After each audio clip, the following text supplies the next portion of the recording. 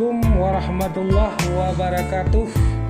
Saya Kecik Gampong Kedai Tambu Muhammad telah melaksanakan program pemerintah PKTD Padat Karya Tunai Desa dengan program kegiatan gotong royong massa selama 3 hari berturut-turut, dengan kita prioritaskan kepada masyarakat kurang mampu seperti masyarakat yang miskin dan pengangguran dengan upah di bawah UMP yaitu 100.000 per hari kerja sebagaimana telah diatur pada peraturan pemerintah.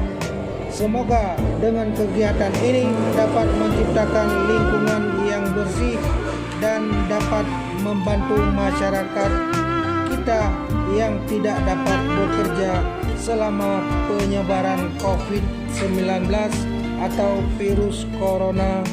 Terima kasih.